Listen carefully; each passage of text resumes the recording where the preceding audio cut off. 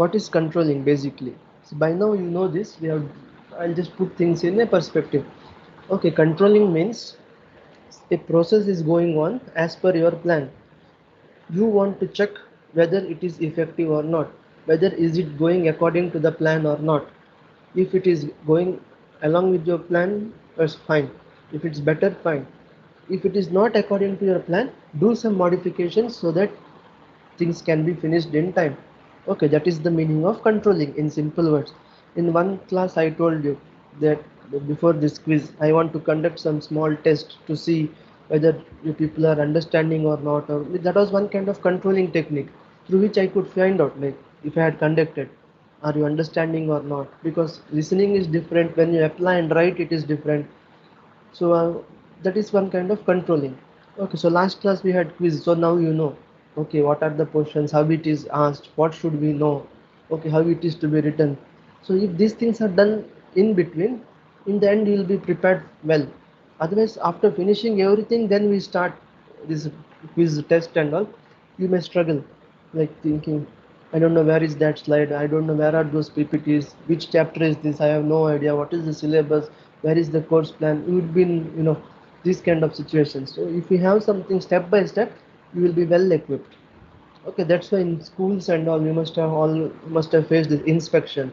Okay, once or twice a year inspection happens. So just to check whether you are given proper notes or not, is the protocol followed or not, are everybody going in the same, are everybody in the same page or not. So these kind of things.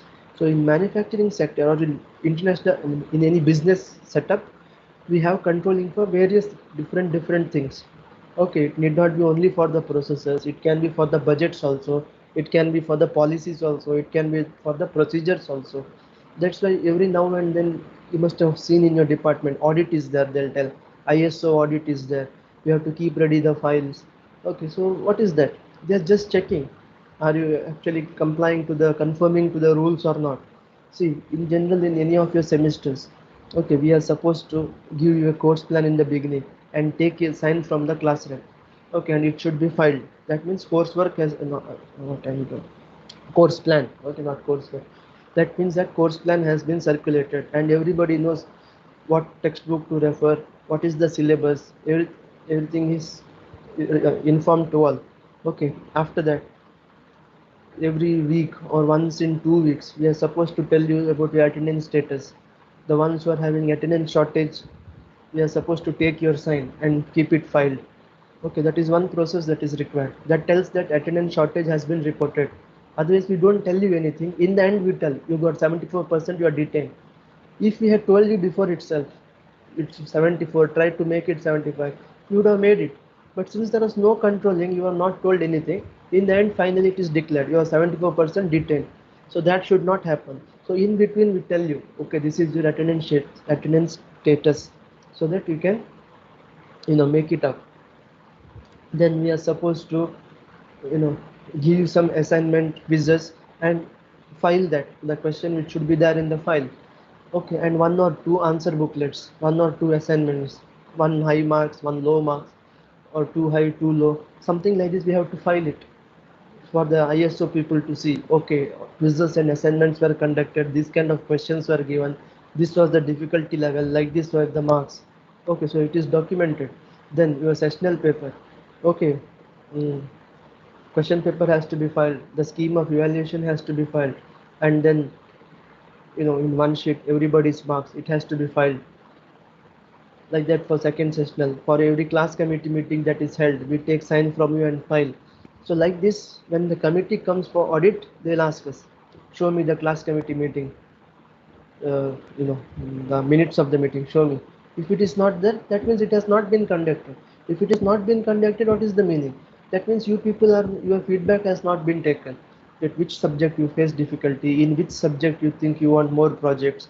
Okay, which subject you cannot understand, which subject you do not get the textbook, which subject you do not get the notes, which the faculty is teaching you are not understanding. Is, should there be some change, whatever. That means we have not taken feedback from you. So in the end, everything may collapse. So this is a proof that class committee meeting we have taken feedback from you. Show me who has attended. Okay, class rep of each section, two people from each section, these many faculties were there, like this it was discussed. So everything is filed. Okay, what is happening here? This is controlling. Okay, like that, everything when you start working, you will find out. Okay, there will be some kind of rules and procedures which you have to follow. For every protocol, you have to note it down. Why? This is for controlling. If all these things are not there, semester begins, last working day, semester is over, and then nobody knows whether class committee meeting was held or not. Did you ask people about the difficulty they face? Did you inform them about the attendance shortage? Nothing has been done. First day class started, last class over, attendance shortage 40 people less than 75, next 30 people less than 65, all class detained. It will be a huge problem. Okay, so do controlling every now and then, so that everybody is in the same page, or everything is going according to your plan.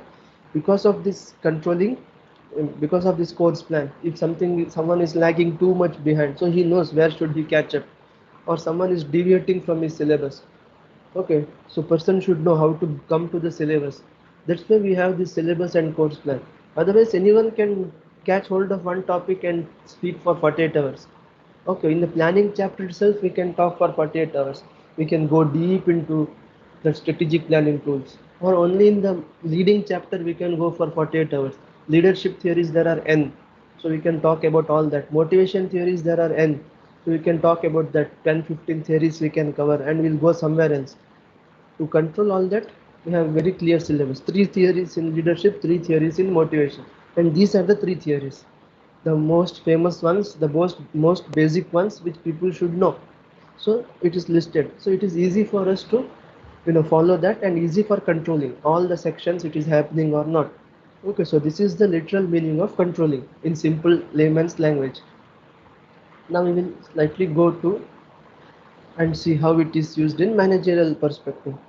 So controlling is, as I told you, verifying whether everything occurs in conformity with the plan adopted. Okay, the instruction issued, the principle established. Okay, whether it is happening according to that or not. Okay, because if something is not according to plan, you can always rectify it. Okay, speed it up, slow it down, but make sure you conform to the standards. Okay, and it is applicable on everything, things, people, policies, action, procedures, like I told you now. Okay, so these are the steps in controlling in simple terms. Starting from the left hand top, okay, establishment of standards. First, standards are established. Then the actual performance happens. Now you measure the performance and then compare actual versus standard. Okay, if there is deviation, identify what is the cause of this deviation, why it is happening. Then take corrective action and then implement what you have decided. So this is controlling. Okay, in simple terms, you decided that by the 15th class you should be in the chapter called leadership. Okay, so actual work has happened. So now you see in 15th class where the faculty is, he is still in organizing. Okay, so there is a deviation. Why this deviation happened? Okay, maybe faculty had some health issues, he was on leave, then there was Holi, then there was Diwali, then there was one Eid, 3 4 days holidays, so the portion could not be completed. Okay, now how many classes we get? Now we get only 2 classes, for example. So in 2 classes that person has to do 3 chapters. Okay, what is to be done? Okay, should the sessional portion be reduced, or should the person take extra class? So something has to be done now, so that the person reaches the chapter leadership by the end of 15th class. Okay, so this is corrective action and then implementing. Okay, should you send recorded videos, or should someone else come and take another chapter? What has happened? Why it has happened? So you take corrective actions. Okay, so that is your simple terms controlling. And this is one slide which is very important, 3 marks, 4 marks usually asked, and by now we have discussed this at least 5 times. Okay, so let me discuss this for the 6th time also. So there are 3 types of control. In the recent exams also it was asked in Jan, I lost the count. uh, Makeup OP, regular OP, and then your in what is it, uh, offline exam. Out of these three, at least in 2 places this question was asked, either directly or indirectly. The question is, explain the 3 types of control. Okay, so the answer is feedback control, feed forward control, and concurrent control. Now you can realize how many times we have discussed about this. Okay, so what happens, like I told you, same example I'll give you. I take class for you in the first class, and then fine, then I go back, then we finish all our 48 hours, then you tell me that my voice was not audible, my slides were not clear, my explanation was not enough, I did not give you slides, I did not give you textbooks to read, you had problem in understanding, so many things you are telling now, and you are suffering there. But what can I do now? Nothing. Classes are over. So next time I can use that, whatever feedback you have given. So these kind of things are called feedback control. Okay. Concurrent control is as and when it happens. So in the first class I asked you, then you told me, yes, your voice is not clear, your sound, the mic is not good, there is disturbance in your laptop, whatever, so many things you told me, for example. So I will implement that. Okay, next class I make sure everything is fine. Then after 2 3 classes I'm asking you again, are you following what is happening? Is my accent clear? Can you understand what I'm telling? Yeah, something, some correction you told, something else you told, so I'm incorporating, so that becomes concurrent, as and when it is happening. Okay, like your class committee meeting. So every month one class committee meeting to ask you, okay, any difficulty in any subject, did you get the textbooks, are there enough textbooks in the library? So they'll tell no, there is shortage, only 5 books are there. Then they'll tell, yes, we will make sure that more books will be available in library. Then they will contact them, and by next week more books are there, you can go and take. Okay, the slides were not clear, we didn't understand this faculty is teaching, we didn't have so many problems, whatever you want to say. Okay, we have too much free time, we want to do some projects during that time, can any faculty give us some projects? Or we are extremely busy, we need some relaxation. Okay, whatever, so many things, whatever your concern is, so it is as and when it goes, it is rectified. So that is your concurrent control. Okay, feed forward control, you anticipate some things in advance and take action beforehand. Okay, see, the best example for this is again what I told you. If you remember, no, before you guys joined Manipal, I guess, uh, one particular semester, what happened? There were so many holidays. Okay, I don't know. Okay, let's assume it was your even sem. Okay, so many holidays. Mm, you know, Gandhi Jayanti, mm, then Navratri, Deepavali, then Eid was there, then Karnataka Rajyotsava, then 2 3 other problems were there, one or two strikes happened, something, so many people, so many holidays were there, and to our bad luck, it fell on certain days only. For example, out of say 10 holidays, 5 fell on Saturday and 5 fell on Wednesday, for example. So life was going on fine. Wednesday people are chilling. Oh, Wednesday lab is gone. No problem. Enjoy. The ones who had lab on Saturday, oh, 5 labs have gone. Super chill. Aram se people are sitting. So in the end, what happened? These two batches had to, had their race against time. Extra lab, back to back, today, tomorrow, Sunday you have to come. Something you have to do because semester has to close. These 5 labs have to be completed. So then it was a horrible situation. Why this happened? Because people had not anticipated that this will happen. So from next time onwards, what they did, first itself they're checking the academic calendar. Okay, 5 holidays are falling on Saturday, and Tuesday no holiday. So Tuesday's lab will be finished fast. So the Saturday's lab will put on Tuesday once or twice. So that's why we have Saturday's timetable on Tuesday. This Thursday will be Friday's timetable, something like this. Why? To make up for these extra holidays. Otherwise, what happens? No holiday on Tuesday. Tuesday's lab will be finished early, but Saturday's lab will be pending. So such things they shift there. So next 2 weeks, Tuesday will be Saturday's timetable, whatever, to balance everywhere. Okay, so that is your feed forward control. You anticipate things. Okay, in the first case example, what I told you, people had not anticipated. Life was going on fine. In the end, they struggled. So after that, they learned, no, no, we have to do something about this. Okay, so that is the example for your feed forward control. Now, if you are taking a manufacturing sector, say you are producing mobile covers, for example. Okay, so mobile covers, and it should be you know aesthetically good looking, there should not be any scratch, the finishing should be good, because people are paying 400 500, and that is kind of your status symbol. People first see that when they meet you. So you want a clean mobile cover. So when it is the production is happening, so they have to make sure that every product is crystal clear, clean, neat. So they cannot check every product. They are producing 1 lakh products per day. They cannot sit and check the quality of every product. So what can be done? So they decide every 10th product we will take and check. Okay, so what kind of control is this? If they had not checked anything, after finishing 1 lakh, then they take randomly some pieces and see. That would have been feedback control. Okay, concurrent control is you decide every 10th mobile cover I'm going to check. So when the 20th cover you checked, there was no scratch, but the 30th you checked, there was a scratch. That means the scratch has come after that. So you can stop production there, and that 10 pieces you can check that batch. So then you find out that scratch has come from the 5th product. So that you can replace, see why that scratch has come and replace. So your time, energy and the quality is saved. So that is your concurrent control. Now what will be feed forward control here? Feed forward control is, you know that now you are, you know, um, producing for a certain brand, then there is going to be a brand change. So the dimension has to change.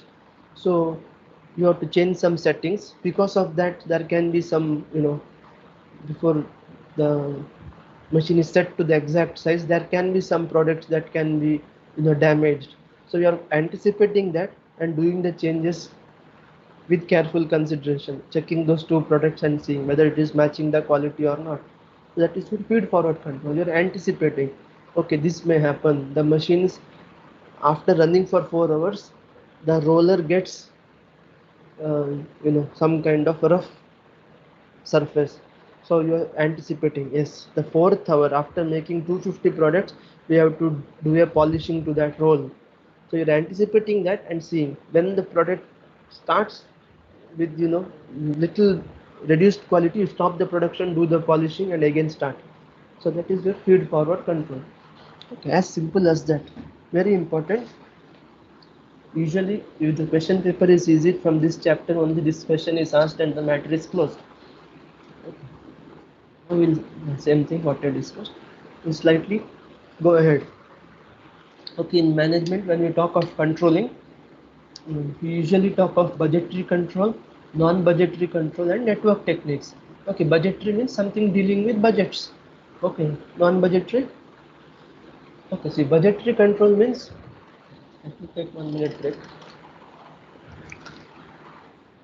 At this point, any doubt is there? You can ask me.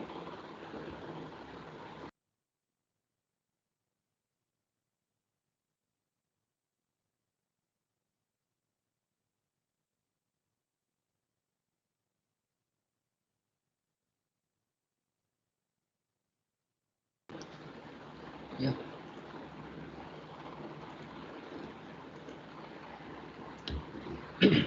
Okay, so budgetary control, basically it's a process of finding out what is being done and comparing the actual results with the budgeted ones. Okay, you had set some budgets. So budget need not mean only money, like I told you during that planning chapter. Budget means not only money, it can be number of labor hours. Okay, it can be, a number of hours you have for finishing the task. Finish the exam in 3 hours, paint this room in 3 hours. Okay, take only 5 people and finish the task. So labor hours. So all these things are budgets. Okay, so different type you can consider: fixed budget, flexible budget, master budget, sales budget, production, materials, labor budget, expenditure budget. So different kind of budgets are there. So through this you are controlling. You are planning something that this room should be painted by 3 people in 3 hours. So is it actually happening or not? So in between every half an hour you are taking the audit and saying, okay, by half an hour one wall should have been painted. Is it done or not? If it is not done, you have to speed up. Do you want more people or more time, or take some action? Okay, don't simply sit. Then after 3 hours you find that only two walls have been painted, two walls are still remaining. Then that means it will be failure. So take decisions in between. Okay, we'll come to that. So in technical terms, see, budget is a single use plan. Okay, sometimes This can be asked in your MCQs usually. Single use plan, options are given. Budget is a single use plan. Okay, standing plan is something which is there always. Okay, but budget is single use because after every, you cannot have one budget for all the things. So for a particular program, one budget, then it has to change. Okay, with changing manpower needs, with changing quality concerns, with changing production deadlines, this has to change. So this is single use plan. Okay, usually it's financial that will be required to complete a program or a project, and the reports can be viewed by managers at various levels and the corrective actions can be taken. That's why people tell budget is important. Okay, because of all these reasons. Now if you look at financial budget, okay, so when you talk of finance, you are all EFM students, so you know cash flow, cash budget, capital expenditure, balance sheet and all that. So you are controlling based on these factors. Okay, so cash flow or cash budget. Here you are talking about all sources of cash income or expenditure. It can be monthly, weekly, or say once in a fortnight, or for this season, whatever. So you are considering all sources of income and how much you have spent, and then you are deciding on something. Okay, capital expenditure budget. Capital means capital investment. We are talking about major assets like the machinery, the land, all those things. Suppose your lathe machines, the workshop area, and all that. All those are capital expenditure budgets. Okay, through that you are controlling. Okay, balance sheet budget.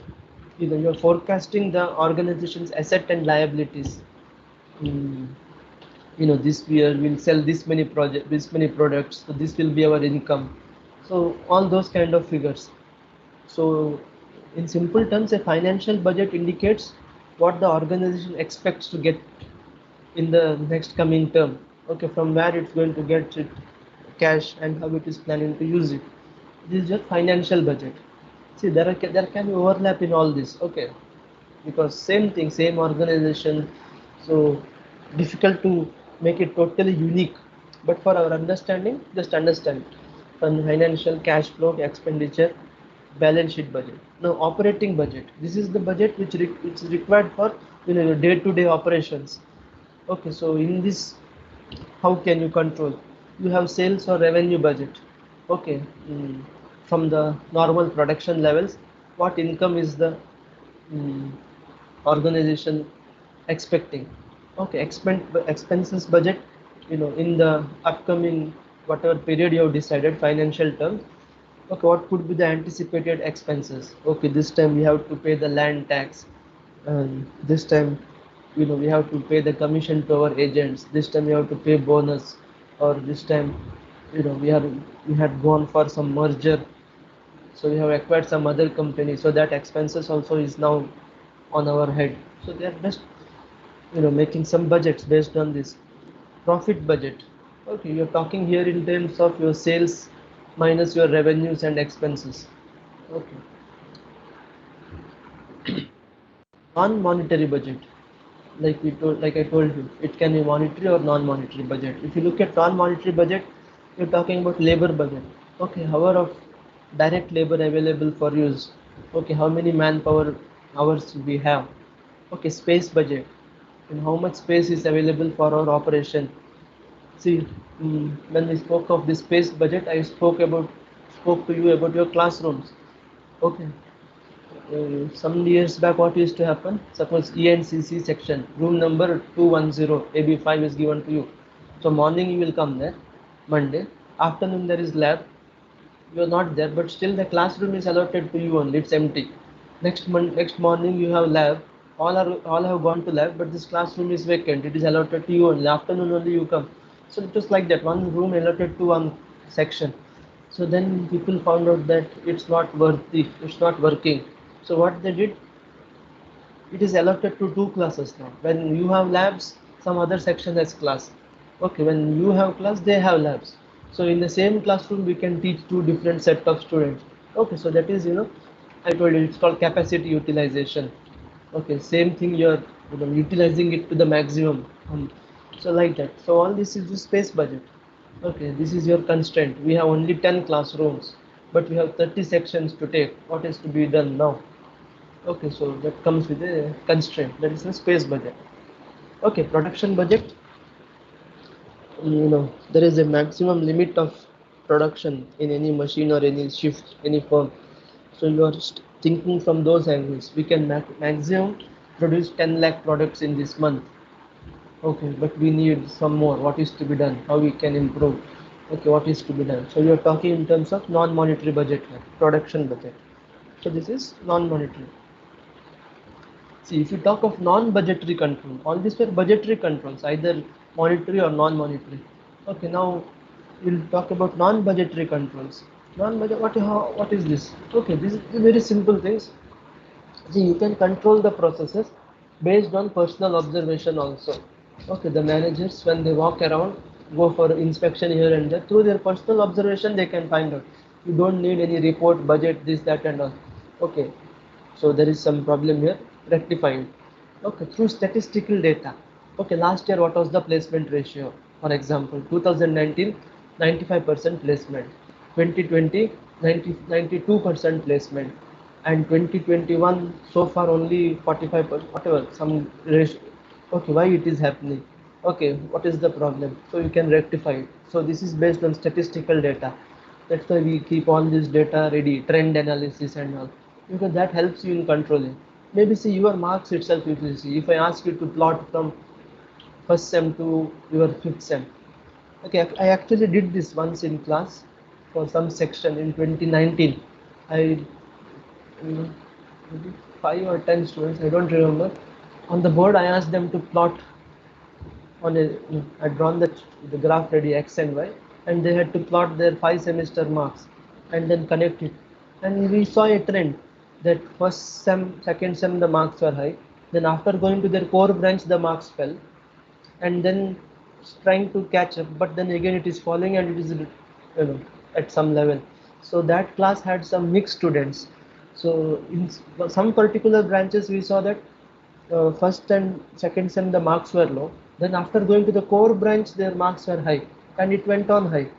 Okay, this was especially for printing students. Okay, this second case, because they had already some kind of, some were lateral entry students, or something first and second sem, because of all this maths, physics, chemistry, they had less mark.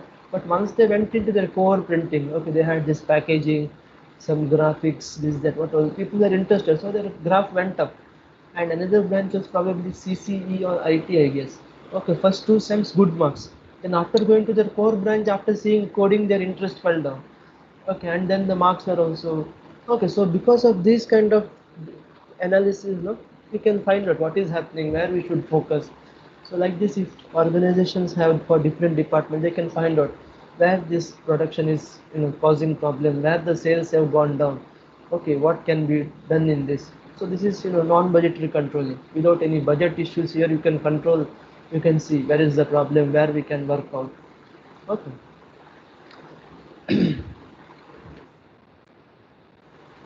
Okay, so overall control is a mix of all these things. Okay, and it is applied in every field. It can be, like I told you, policies, procedures, selection techniques, training. So everywhere you can apply this controlling procedure and meet your standards that you expected. Okay. Another important thing in this is critical control points and standards. So usually, what are the 3 types of control that is asked, and explain any 2 critical control points. Okay, the meaning is simple. Whatever we have discussed till now, it's put in another perspective. Let's see. Okay, the effective control requires attention to those factors against which you evaluate and, you know measure your performance. So some critical standards are: one is physical standards. Any process or any organization, what is this physical standard? Okay, these are non-monetary measurements. Okay, no monetary things involved in that, and are common at operating level, where, some physical things are used, like your material, labor is used, services, goods are produced. So based on these physical things you are controlling. Okay, as simple as this. Critical control points and standards. One is your physical standards, usually in manufacturing sector. Okay, at day-to-day operating level.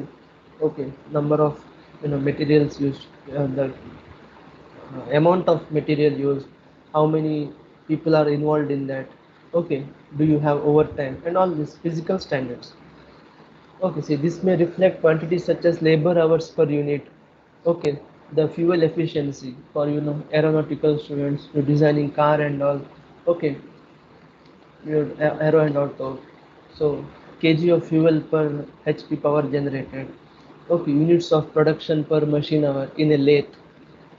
Okay, so these kind of things. All these are, how durable will be your bearings, what kind of load it can take, till when it can, you know, mm, tolerate this wear and tear. Okay, maybe durability of fabrics and all these are your physical standards. Okay, next is cost standards. Okay, so when you tell cost, surely something related with cost is involved. Okay, these are monetary measurements, and these are also involved at operating level. Okay, so cost will see if it is at another level, we would call it revenue or all those things. When it is cost, it is at operation level. Okay, so it talks about various direct and indirect cost. Okay, labor cost per unit, material cost per unit, machine hour cost. Okay, so here we are talking about day-to-day operating. Mm, you know for this mobile phone that you have produced, what was the labor cost per unit? Okay, what was the material cost per unit? We are talking about direct and indirect, all the cost at operating level. So these are cost standards. Okay, capital standards. So here you are looking at bigger picture. Okay, all your machinery and all that, lathe, the one-time investments you have done. So here you are talking about this in terms of return on investment. So you have done some huge 10 crore investment. So you check with the balance sheet and you talk about return on investment. When will we get that 10 crores back? Okay, so you are looking at a bigger picture here. Other than your operating and other costs, you are talking about now income, revenue, and all that. So that from that you can find out when you can get the return on investment. So these are capital standards. See, another way of looking at this is revenue standards. Okay, so whatever sales we saw, sales per unit and all that, if it is attached with some monetary term, okay, so how will you find out? See, revenue generated per person, average sale per salesman, all this. Okay, program standards. See, you're starting some new program. Okay, uh, so all this your variable budget will be involved in that. Direct and indirect labor cost will be in that. So including all that, you are saying what is the program standard? We are starting a new course. Okay, so what will be the uh, budgetary and non-budgetary things involved with that? So based on that, you are controlling. Okay, and this may be subjective judgment, but often used as controlling measure. Okay, now if you look at intangible standards, okay, these are some things which cannot be expressed in either physical or monetary terms. Okay, like, are your employees loyal to you? Okay, is the training program effective or not? Okay, and you designed some new advertisement. So, you know, is that helping you to meet your objectives or not? Suppose you sponsored some event, okay, and sales are happening. So you're not sure the sales are happening because of the sponsorship or because of other issues also. So these are some kind of intangible standards of which you cannot measure, but you know it's equally helping you in making your decisions. Okay, mm, are these people, we train these people, are they going to stay with us long or not? Are they happy at the workplace or not? Are they motivated enough or not? Okay, so we should have some ways of measuring it. Okay, then we have goals and strategic plans as standards. Okay, as simple as that. You have set something, actual process is happening, it's meeting your targets or not. Okay, in that sense. So that finishes your controlling chapter. Uh, Later tomorrow, I will send a recorded video of this chapter to your class reps through mobile. Okay, through WhatsApp. You can um, have a look at it. It is recorded by another colleague of mine. So like this, there are some 3-4 videos which I will send you through WhatsApp. Okay, for the chapter leading, motivation, staffing, controlling. Okay, so yeah, if you're free time, you can have a look at it, and any doubts it can be clarified. Yeah, let me just download your attendance. Yeah, any doubts? Should I answer any question right now? Anyone has any doubts, you can ask me. No doubt. Okay, then we'll finish one small thing that is remaining. Okay, it's about entrepreneurship. Okay, see, this is basically your self-study chapter. So I'll just, you know, take you through a glance. Okay, what is there? See, this topic was a hot topic some 5 to 10 years back, but now this is, entrepreneurship. Everybody knows about entrepreneurs. Okay, so in this syllabus, what you have is who is an entrepreneur, what are the qualities of an entrepreneur, what are the Now, some traits of entrepreneurs, and how can you classify entrepreneurs. If you can know this much, this chapter is done. Okay, so I will leave it to you to read this, because you will find out why I'm telling that. Okay, so entrepreneurship is basically someone starting something of their own. Okay, so entrepreneurs, they start something of their own, and then through a touch of innovation, something is given to the society. Okay, something which was either not there or which was already there, or in a different perspective it is provided. So all these are you know entrepreneurs. So basically involved in creation of new opportunities for individuals and for organizations. Okay, entrepreneurs are the ones who do this, risk taking individuals basically, who make use of the opportunities available. Okay, so in simple terms, they are founders of businesses that become large scale. Okay, so different ways of looking at it. The ones who buy a local franchisee, the one who open a small retail shop also can be classified as entrepreneurs, and who operate in a self-employed business service are also considered as entrepreneurs. Okay, people who introduce a new product or do some changes into the existing things. Okay, so all these are entrepreneurs. So I don't want to discuss this slide. Uh, it's understood what are the characteristics of entrepreneurs. How can I explain to you what is the meaning of high energy level, self confidence? Okay, you know by now.